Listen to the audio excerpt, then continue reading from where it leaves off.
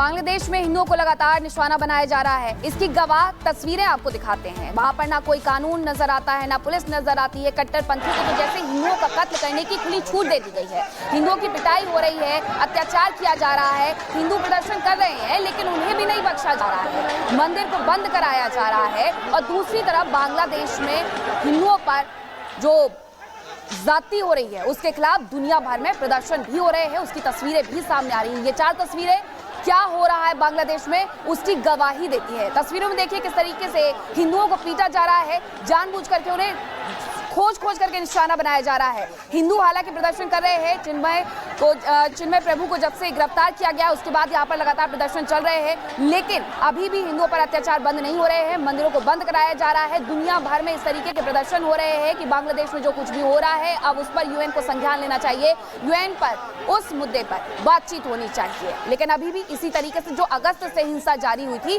वो चल रही है। इतने महीनों के बावजूद वहां पर हिंसा बंद नहीं हुई है, जबकि यूनुस सरकार ये कहती है कि हम अल्पसंख्यकों के साथ खड़े हुए हैं, उनके राइट्स की हमें चिंता है, हम उनके राइट्स की रक्षा करेंगे। लेकिन ऐसा होता हुआ नजर नहीं आता है, बल्कि वहां पर हिंदुओं को काटने की, मारने की बात खुलेआम सड़कों पर की जा रही है।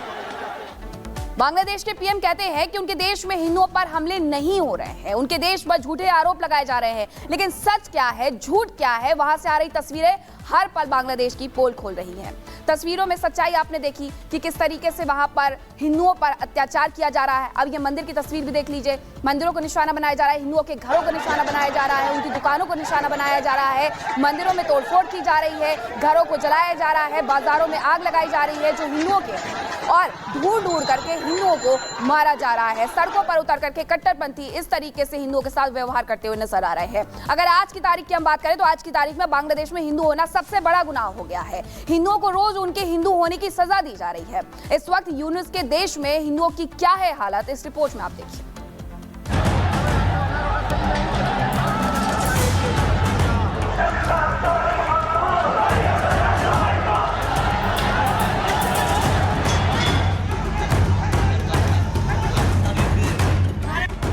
हिंदुओं के खिलाफ ये नारेबाजी बांग्लादेश में हो रही है।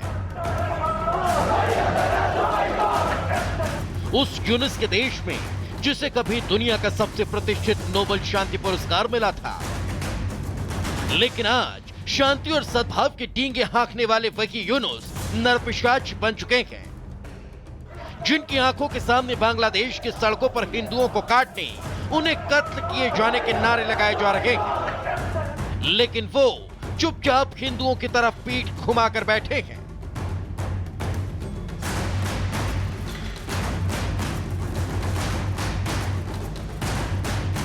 यूनुस बन गए नरपिशाच।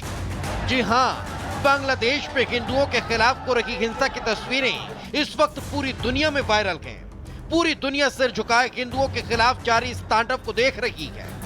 बांग्लादेश से आ रही इन तस्वीरों को देखकर पूरी दुनिया में गुस्सा है। भारत से लेकर दुनिया के कई देशों में इस हिंसा के खिलाफ प्रदर्शन हो रहे हैं।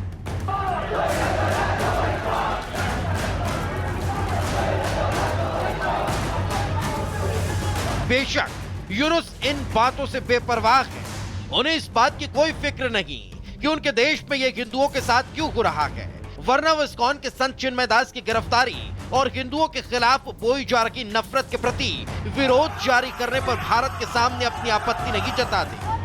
मगर अफसोस, बांग्लादेश में हिंदुओं का कत्लेआम हो रहा है, उनके घर जलाए जा रहे हैं, लेकिन यूनुस को कुछ नहीं दिखाई दे रहा। सबसे ज्यादा हिंसा तो चटगांव में हो रही है, जहां यूनुस की पुलिस मूक दर्शक बनी है और संत चिन्मय दास की गिरफ्तारी का विरोध कर रहे हिंदुओं पर कट्टरपंथी जानलेवा हमला कर रहे हैं, हिंदुओं के घरों को निशाना बना रखे हैं।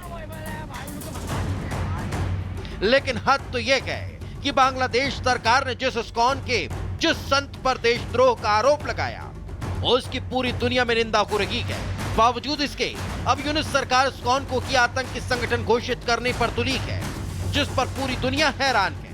हालांकि दुनिया में प्रतिष्ठित संस्थान के तौर पर अपनी पहचान कायम करने वाले इस्कॉन का शीर्ष नेतृत्व इस मुद्दे पर बांग्लादेश को समझाने की कोशिश कर रहा है, लेकिन कट्टरपंथियों के इशारे पर नाच रहे पीएम यूनुस कुर्सी के मोह में कुछ करेंगे, इसकी उम्मीद कम है, क्योंकि बांग्लादेश में इस्कॉन के खिलाफ आज जो कुरहाक है उसका इशारा बांग्लादेश में जमातियों ने पहले ही करा दिया था। प्यारे हाजिरीन, मेरे भाइयों, अगर इस्कॉन को प्रतिबंधित नहीं किया जाता तो वो दिन दूर नहीं जैसे फासिस्ट सरकार के खिलाफ जनता इकट्ठा हुई थी, जुल्मों के खिलाफ आवाज बुलंद करने की थी।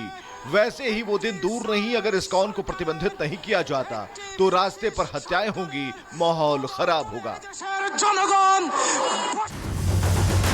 बांग्लादेश में सिर्फ ये अकेला मौलाना नहीं है जो हिंदुओं के मंदिरों का नामो निशान मिटाने की बात कहता दिखा।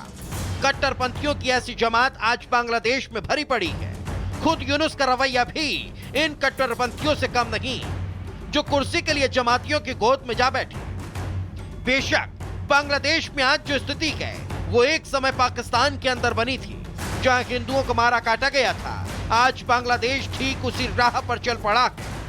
लेकिन इसमें शक नहीं कि सनातन के सफाई की जो साजिश इस वक्त बांग्लादेश में परवान चढ़ रही है, उसकी एक एक तस्वीर दुनिया भर में फैले सनातनियों के दिलो दिमाग में रिकॉर्ड हो रही है। और जब वक्त आएगा तो हिंदुस्तान हर एक जख्मों का हिसाब लेगा। Bureau report, Republic Bharat. Yunus को कभी शांति का नोबेल पुरस्कार मिला था, लेकिन आज उनका देश अशांत है, जिसकी वजह वो खुद है। बांग्लादेश में हिंदुओं पर लगातार हमले हो रहे हैं। अगस्त से जो हमलों की शुरुआत हुई थी वो अभी तक इसी तरीके से जारी है, और अभी आने वाले वक्त में क्या वो रोक पाएंगे इन हमलों को, ये भी एक बड़ा सवाल खड़ा हो जाता है। 1000 से ज्यादा और सबसे पहले बात करेंगे बड़ी खबर की, जहां दिल्ली धमाके से जुड़ी तस्वीरें सामने आई हैं। धमाका होता है और धमाके के बाद धुआं उठता हुआ नजर आ रहा है। ये तस्वीर आपको दिखा रहे हैं, धमाके से जुड़ी ये तस्वीरें, एक्सक्लूसिव तस्वीरें आप सबसे पहले देख रहे हैं। जहां धमाका हुआ उसके बाद धुआं उठता हुआ नजर आ रहा है। 19 अक्टूबर को एक महीने पहले इसी तरीके की घटना सामने आई थी, जिस पर जांच चल रही है। अब एक और मामला सामने आया है, जिसके बाद मौके पर पुलिस की टीम, फोरेंसिक की टीम पहुंच चुकी है और जांच कर रही है कि आखिर मामला क्या है और इसके पीछे आखिर कौन है। ये तस्वीरें आप देख रहे हैं जहां फोरेंसिक की टीम पहुंची है और उसके बाद अब जांच में जुट गई है।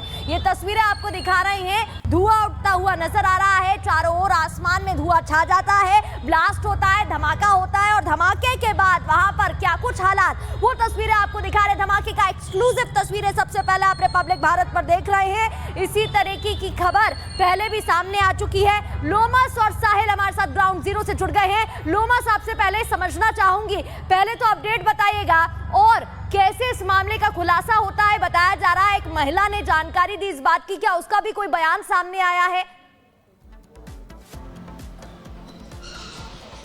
देखिए, मैं आपको जानकारी दे दूं कि मैं प्रशांत बिहार के उसी जगह पे खड़ा हूं जहां ये धमाका हुआ था। लेकिन आपको ये भी जानकारी दूं, इस धमाके में एक शख्स घायल हुआ था और जिस टेम्पू का वो ड्राइवर था उसकी मालकिन यहाँ पे हैं, उनसे हम बात करते हैं। क्या हुआ था मैम उस समय, जिस समय धमाका हुआ था? क्या आपका ड्राइवर उसी गाड़ी में था? हाँ जी, उसी गाड़ी में बैठा था जब धमाका हुआ था। जब धमाका आवाज़ सुन के, मैं तो घर पे ही थी, मैं आवाज़ सुन के बाहर आई।